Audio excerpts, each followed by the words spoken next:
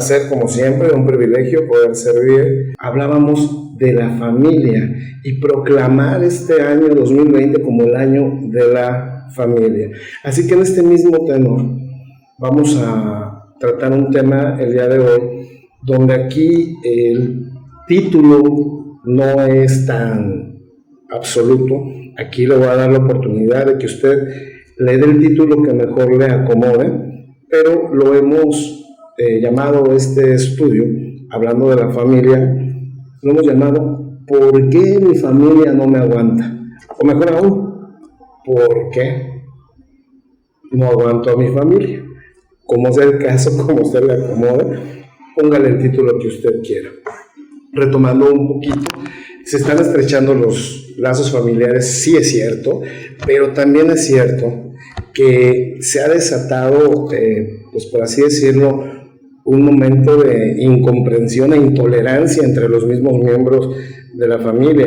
No sé si le ha tocado a usted, pero en las redes sociales circulan memes, y no de hoy, ya tiene meses. Hay uno, pues por cierto, chistoso en la forma, pero que en la realidad, pues sí nos confronta con algo serio, pero de un niño pequeño que apenas habla, que está en la reja de su casa y que dice: ayuda, sálvenme, ya no aguanto a mis papás, ¿no? Entonces probablemente esto es algo que estemos viviendo en la realidad, y no solamente niños, sino jóvenes, adultos, por esta convivencia a la cual no estamos acostumbrados. Entonces, ¿por qué estamos teniendo problemas en nuestras familias?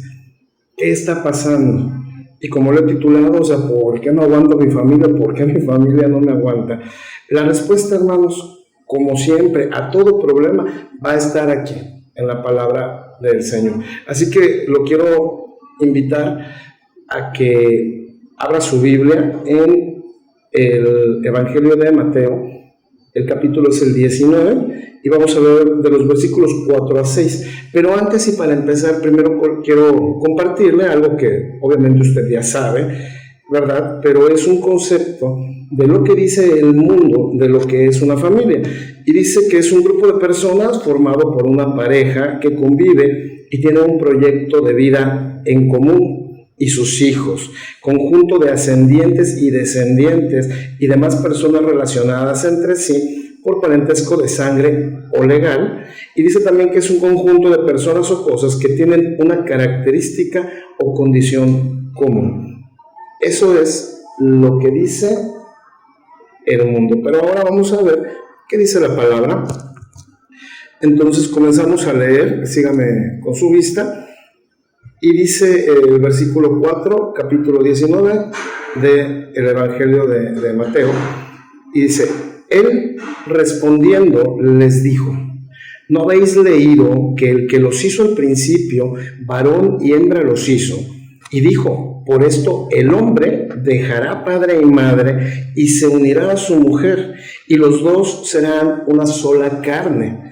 Así que no son ya más dos, sino hay una sola carne. Por tanto, lo que Dios juntó, no lo separe el hombre.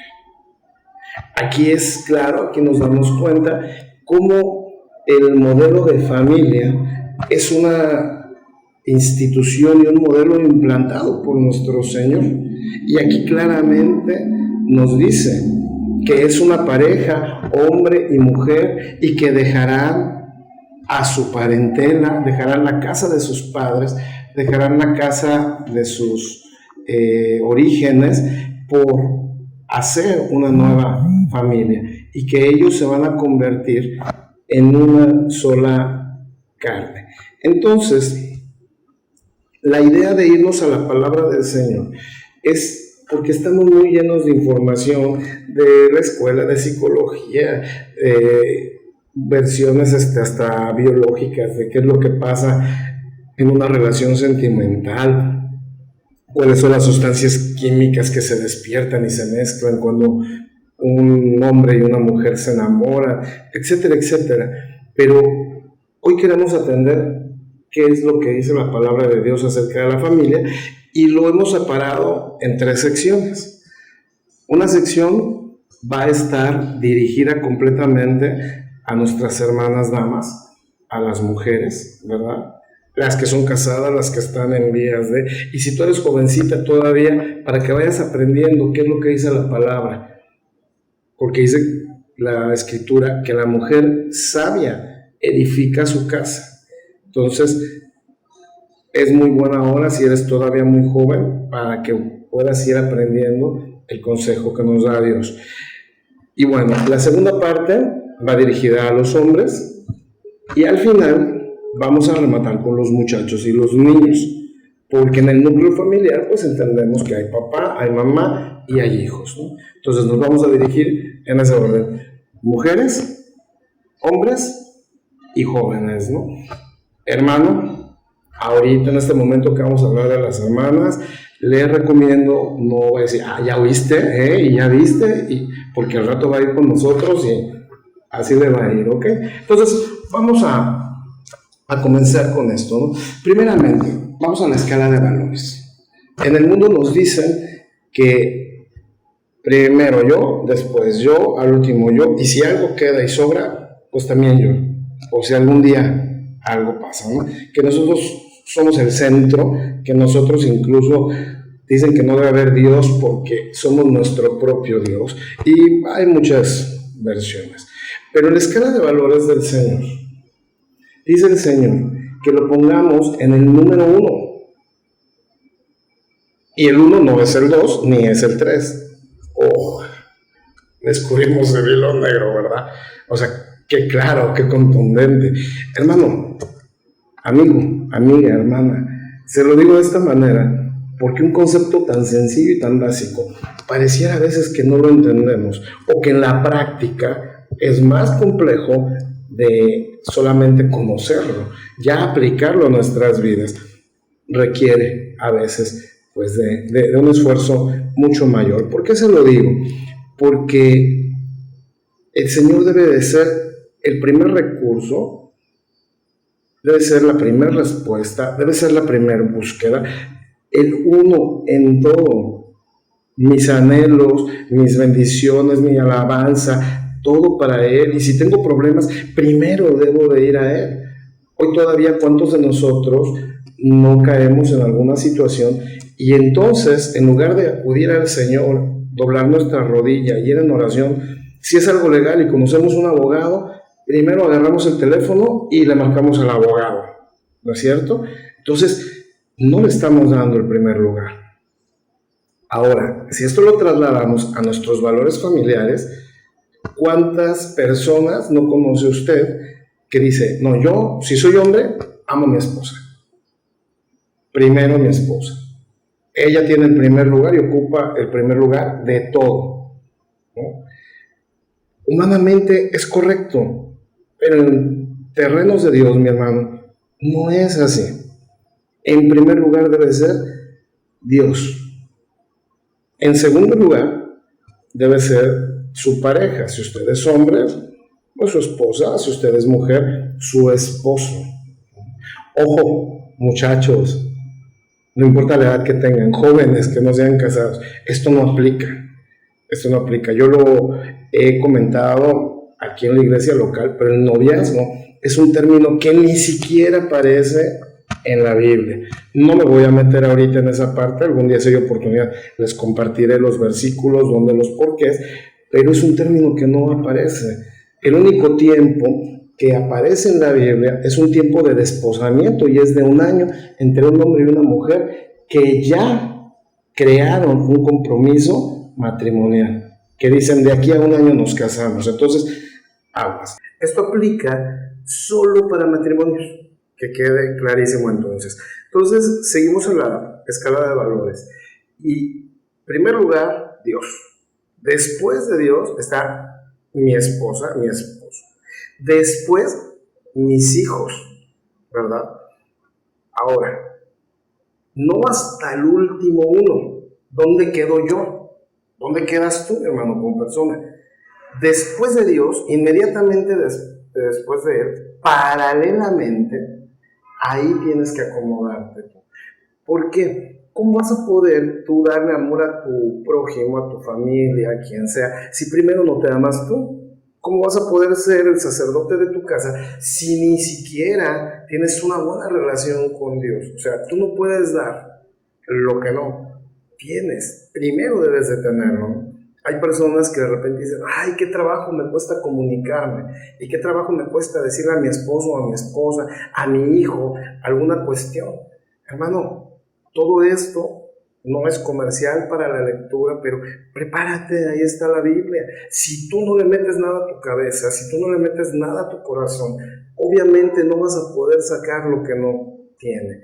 Entonces, en la escala de valores, número 1 Dios, después mi cónyuge, después mis hijos, y paralelamente yo, ¿no? En tercer lugar, todo lo demás que es tu familia, tus padres, tus hermanos, tíos, en fin, toda tu parentela de sangre y la legal, porque acuérdate que también al casarte firmas un contrato donde también te estás casando con la persona, pero también estás creando un lazo con la familia de esta persona. Entonces, bueno, sin más preámbulo, vámonos directamente a lo que queremos hablar. Hoy queremos y creemos por fe que tu vida sea restaurada, ¿no?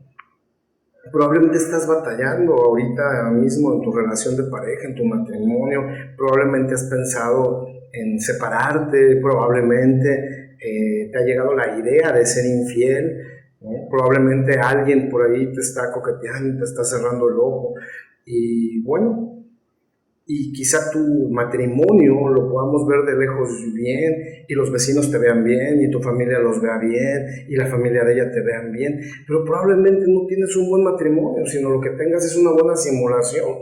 Ahora, ojo, esto sobre todo para nuestros amigos, no lo decimos nosotros desde el lado que ya estamos salvados, que nosotros tenemos matrimonios perfectos. No, el mismo riesgo tenemos nosotros en la misma iglesia. Hay ministros, hay obispos, pastores, maestros que desgraciadamente les han llegado a sus vidas pues maldición de adulterio, maldición de infidelidad, y han acabado con ellos estos demonios, han acabado con estos ministerios. Entonces, ¿tienes una buena simulación o realmente tienes un buen matrimonio? Puedes tener intimidad con tu esposa, pero no significa que realicen el amor, no significa que se amen. Esto muchas veces, hermano, puede estar pasando por una cuestión religiosa, espiritual.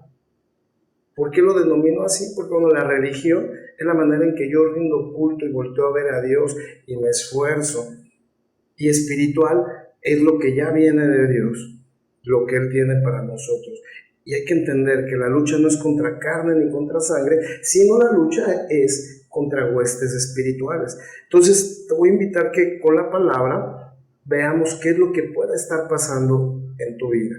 Dice Marcos, el capítulo es el 6, el versículo es 45, y dice la palabra: enseguida hizo a sus discípulos entrar en la barca e ir delante de él a Betsaida, en la otra ribera, entre tanto que él despedía a la multitud. Si te das cuenta, ¿qué hizo el Señor?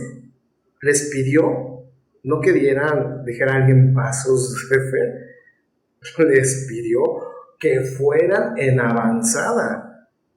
Les dijo, adelántense, mientras que yo les pido a estas personas, ustedes naden mar adentro. Estoy utilizando la nueva versión, la nueva traducción viviente, porque tiene un lenguaje más comprensible a nuestros días, y con el propósito de esta enseñanza nos va a ayudar un poco más. Es la versión que estoy utilizando.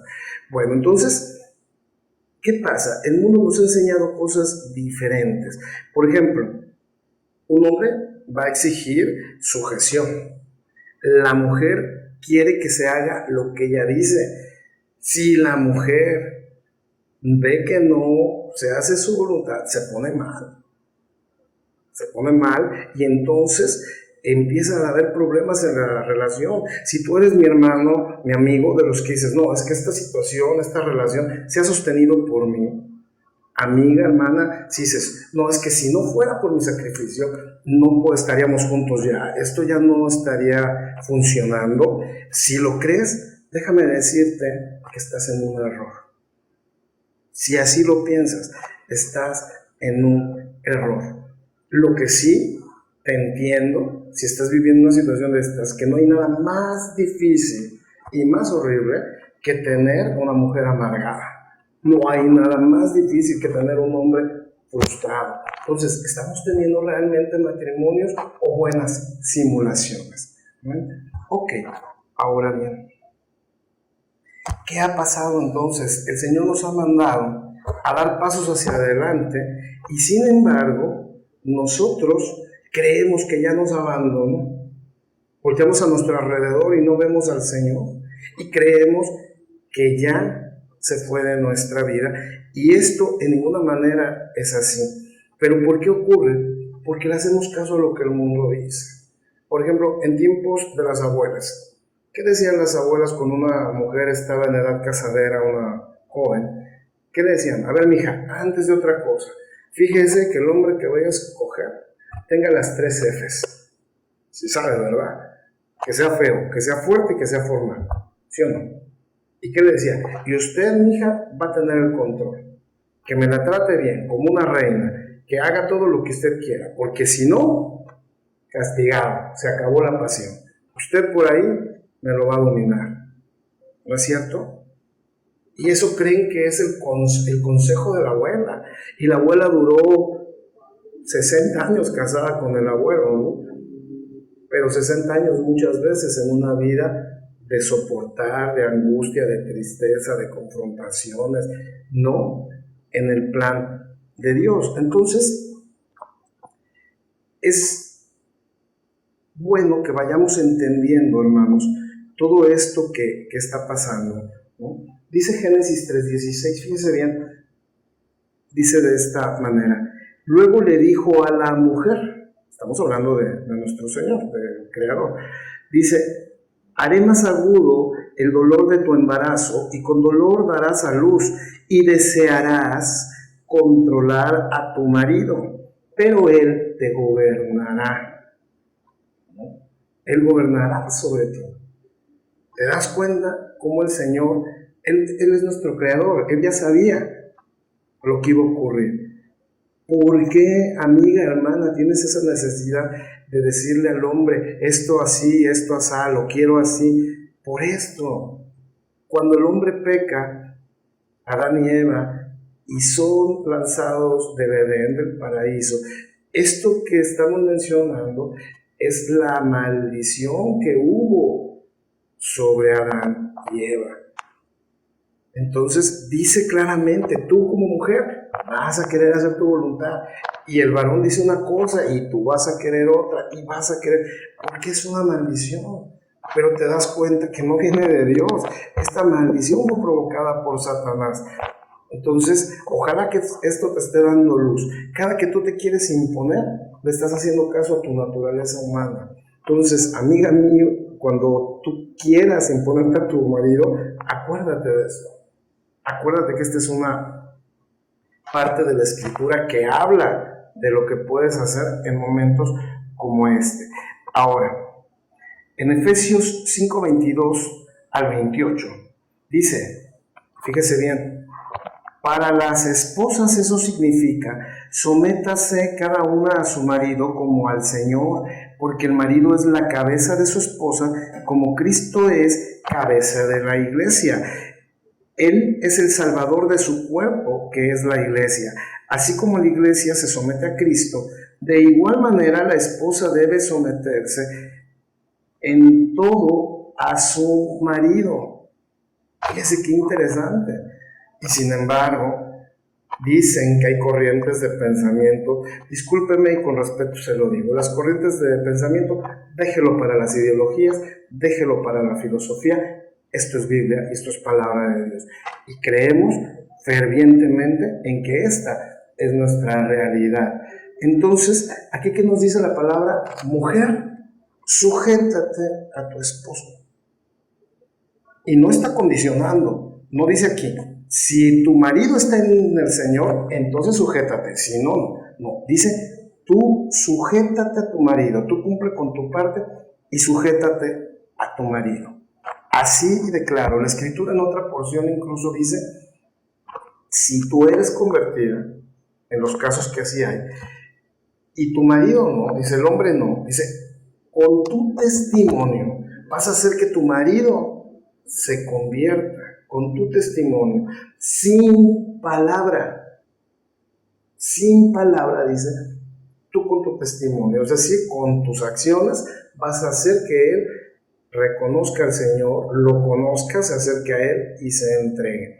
Dice en 2 de Corintios 5, 17, dice, de modo que si alguna está en Cristo, nueva criatura es. Las cosas viejas pasaron, he aquí todas son hechas nuevas.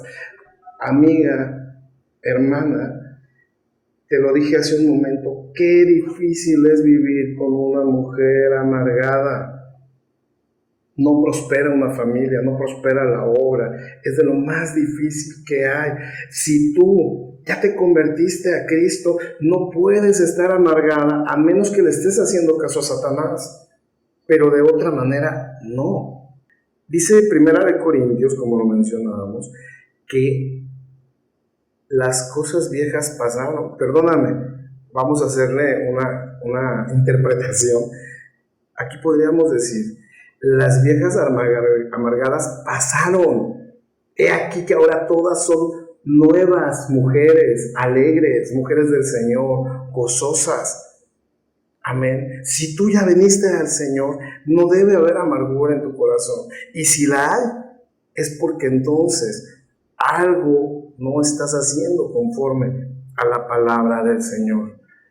Muy bien. Ahora, vamos al segundo punto, porque si tu marido ya te estaba señalando, si tu marido ya te estaba diciendo, mi hermano, mi amigo, ahí le voy, que también para nosotros hay. Desde los tiempos del abuelo, habían dichos, así como las mujeres les decían que las 3 Fs, a nosotros nos decían que a la mujer ni todo el amor, ni todo el dinero, ¿no es cierto? Y además decían que deberíamos de tener una mujer que entre otras virtudes fuera una mujer sujeta a nosotros, o sea, una mujer sumisa, no una mujer con sujeta, ¿no? Con su cara, sino una mujer dispuesta, obediente, ¿no es cierto? Había un viejo dicho que decía, un hombre que se precie de ser hombre debe de tener una buena mula y una buena vieja, decía el dicho.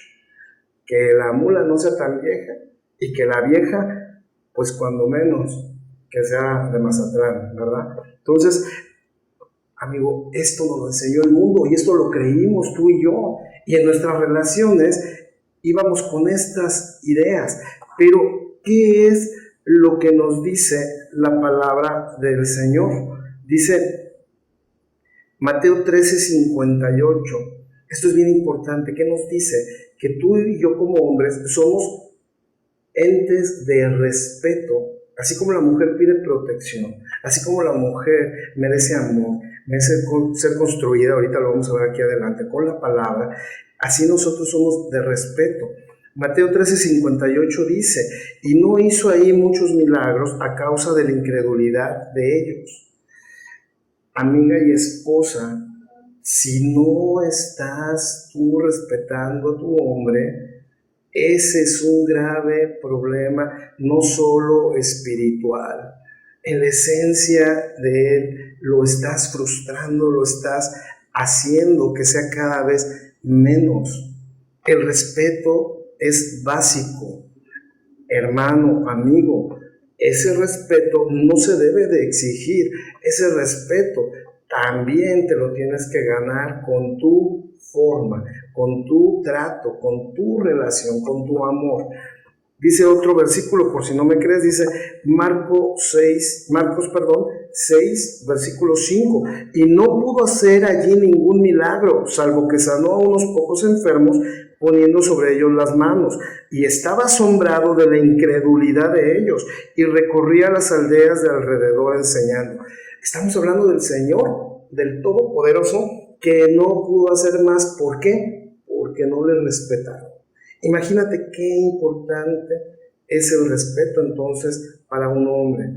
Entonces, amiga, debes de respetar a todo hombre, a ninguno debes de faltar el respeto, pero menos al que tienes en casa, menos a tu esposo. Seguimos con esto y dice el versículo 25 de la escritura que estábamos viendo con las hermanas, dice, para los maridos eso significa, ame cada uno a su esposa tal como Cristo amó a la iglesia. Él entregó su vida por ella, a fin de hacerla santa, limpia, al lavarla mediante la purificación de la palabra de Dios.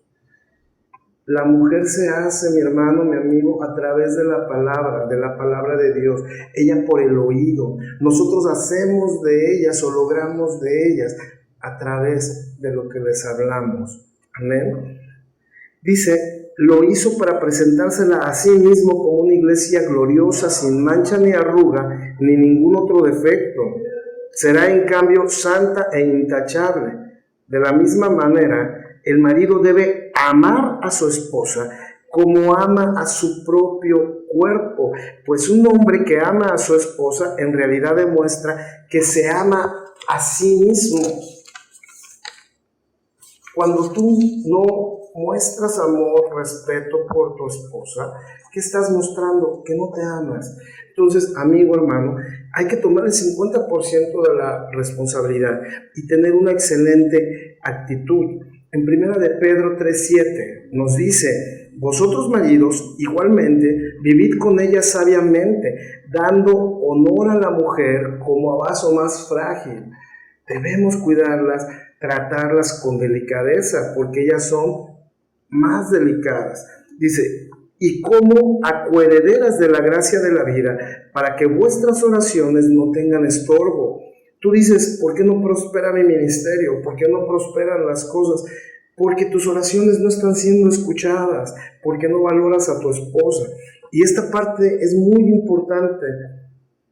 Habla de coherederos. Aquí no hay de que mi esposo es un perdido y se va a condenar y yo una santa y me voy a salvar, o al revés, mi esposa se va a perder y yo me voy a salvar. Aquí dice coherederos, o los dos heredan juntos el reino, o los dos lo pierden. ¿Te fijas?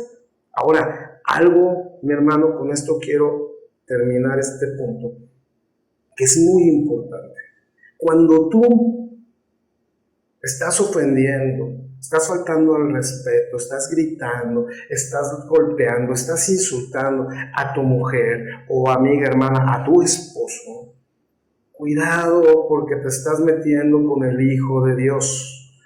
Cuidado, te estás metiendo con la hija de Dios. Él es un príncipe, es hijo del Rey de Reyes. Ella es una princesa, heredera del reino. Y la palabra dice, cuidado, el que se meta contra mis hijos.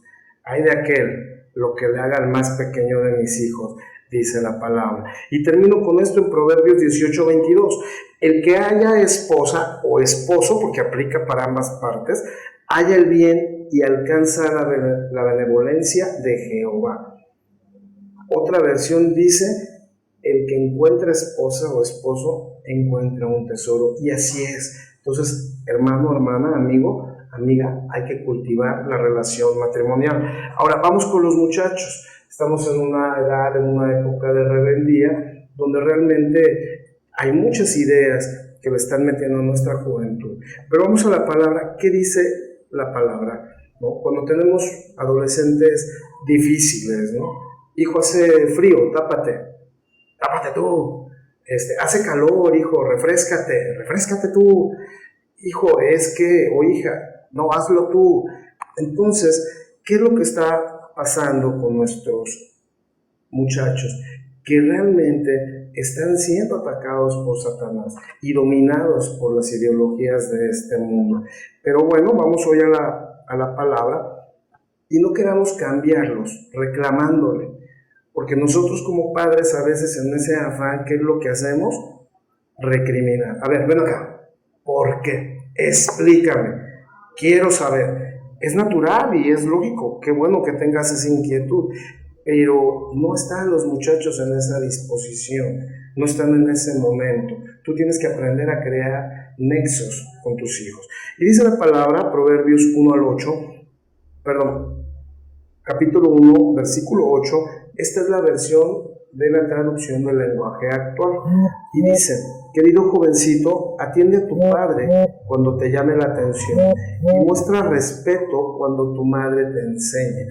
Esto también nos dice claramente que el papel del hombre, del padre, es llamar la atención y el papel de la madre es enseñar. Pero papel tuyo, muchacho, muchacha, hijo, es ahorita obedecer, es poner atención, es respetar, no cuestionar. Eso te dice el mundo, que tú puedes cuestionar. Acuérdate que el primer mandamiento que tiene promesa es honra a tu padre y a tu madre y tendrás largos y prósperos días, tranquilos días en esta tierra. Entonces, tú como hijo, esa es la parte que te queda. Eso es lo que Dios creó. Dice Proverbios 15:5. El necio rechaza la disciplina de su padre, mas el que acepta la reprensión es prudente. Hijo, hija, como lo quieras poner y disfrazar. Es que mi papá es esto, mi mamá es lo otro, no tienen forma, no es todo. No, perdóname. Si tú rechazas la disciplina, no te lo digo yo, te lo está diciendo la palabra. Entonces sí sería bueno que doblaras tu rodilla y te confrontaras con el Señor. Dice también la palabra, Jeremías 6:21, por tanto así dice el Señor, he aquí pongo piedras de tropiezo delante de este pueblo y tropezarán en ellas padres e hijos a una. Fíjate qué interesante, porque de repente como papás o como hijos nos es fácil juzgar la otra parte. Y a veces podemos decir, yo cuando tenga mis hijos voy a no sé qué. Aquí te dice cómo es una cuestión espiritual que tropecemos, porque nadie nace sabiendo ser padre o madre, sino tanto tú estás pasando por etapas que no comprendes y no entiendes, como joven, como adolescente, como tus papás también están creciendo. Entonces ya sea que seamos hijos o que seamos padres, tenemos las mismas dificultades y dice que tanto ustedes como nosotros vamos a tropezar. ¿Te fijas qué interesante? Dice la palabra también, dice Hebreos 12:7, es para vuestra corrección que sufrís. Dios os trata como a hijos, porque ¿qué hijo hay a quien su padre no disciplina? De repente ya no quiero a mi papá, ya no quiero a mi mamá, ya no los aguanto, porque no te gusta que te llamen la atención. Pero el padre que ama a su hijo, la madre que ama a su hijo, reprende, corrige, educa. Ocúpate de ser obediente, porque el día que tus padres no te toman en cuenta, ese día sí comienza a pensar que ya no te aman, comienza a pensar que no te quieren, que les estorbas. Pero mientras tengas la bendición de contar con un padre y una madre que están al pendiente tuyo, es porque quieren lo mejor para ti. Eso es claro. Ahora, seas padre, seas hijo, ¿qué es lo que tenemos que hacer para que nuestras relaciones sean buenas? Ir a la palabra. Primera de Corintios 13, del 4 al 7. ¿Qué es la mejor fórmula? El amor. Pero no el amor, te he insistido, que humanamente conocemos, sino el amor de Dios. Dice aquí, es la versión de la traducción viviente. El amor es paciente y bondadoso. El amor no es celoso, ni fanfarrón, ni orgulloso, ni ofensivo. No exige que las cosas se hagan a su manera. No se irrita, ni lleva un registro de las ofensas. Dice, no se alegra de la injusticia, sino que se alegra cuando la verdad triunfa. El amor nunca se da por vencido, jamás pierde la fe, siempre tiene esperanzas y se mantiene firme en toda circunstancia. Si tú este amor, que seguramente lo tienes por tus familiares, por tus hijos, por tu esposa, por tu esposo, si tú este amor lo aprendes a conocer al grado que se mete en tu ADN, en tu sangre, en tu mente, en tu corazón y lo proyectas, seguramente van a cambiar tus relaciones. Seguramente vas a tener una mejor familia, vas a tener mejores hijos, vas a tener una comunicación que le va a dar un giro completo. Y obviamente esto, estando respaldado de Dios, porque Él se alegra de lo que nosotros hacemos en obediencia a Él. Y Él se alegra donde hay armonía. Y Él se alegra de los hogares donde Él está gobernando. Ya para terminar, y retomando el versículo con el que comenzamos, dice Juan 6:19, cuando habían remado como 25 o 30 estadios, vieron a Jesús que andaba sobre el mar y se acercaba a la barca, y tuvieron miedo, mas Él les dijo, yo soy, no temáis. Entonces con gusto lo recibieron en la barca, la cual llegó enseguida a la tierra a donde iban. Si de repente comenzamos donde tu vida ya no sabes para dónde darle porque el Señor te ha abandonado, o eso es lo que crees, no, solamente te mandó a que fueras en avanzada, que dieras pasos de fe, una vida de fe, pero siempre en el momento que tú lo necesites, ahí va a estar. Cuando los apóstoles estaban ya mal adentro, cuando necesitaban de Él, Él llegó.